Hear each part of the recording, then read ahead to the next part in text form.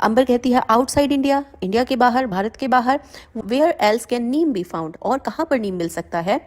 नीम बाबा ने आंसर दिया, my family can be found in many Asian and African countries and even in some parts of America. मेरी family Asian यानी Asia के countries में, African यानी Africa continent के countries में, एशियन कंट्रीज़ में इंडिया, पाकिस्तान, बांग्लादेश, श्रीलंका, ये कंट्रीज़ हैं, चाइना, नेपाल, और African countries Kenya, Ghana, South Africa, Cameroon, ये जो कंट्रीज़ हैं ये कुछ अफ्रीकन कंट्रीज़ हैं। तो इन कंट्रीज़ में और अमेरिका के कुछ पार्ट्स में मैं पाया जाता हूँ, मेरी फैमिली वहाँ होती है। Now amber says that's wonderful, ये तो बहुत अच्छा है।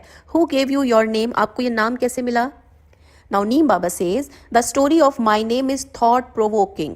थॉट प्रोवोकिंग होता है जिसे सुन करके आप कुछ सोचने पर मजबूर हो जाओ, तो जिसमें आपका इंटरेस्ट बन जाए। तो नीम बाबा ने कहा कि मेरे नाम के पीछे की कहानी बहुत इंटरेस्टिंग है, बहुत ही थॉट प्रोवोकिंग है। I was born in India and given Sanskrit name such as Arishta. मैं इंडिया में पैदा हुआ और मुझे संस्कृत नाम मिला जैसे कि Arishta. Arishta the one who cures disease, Arishta होता है जिससे बीमारियां दूर होती हैं, जो बीमारियां ठीक करता है। और निम्बा, और निम्बा कहा गया, एंड निम्बाका, निम्बाका, ये सब नीम ट्री के नेम्स हैं। अरिष्टा, निम्बा, निम्बाका, ये संस्कृत नेम, और अलग अलग लैंग्वेजेस में इंडिया में नीम को इस तरह से कहा जाता है।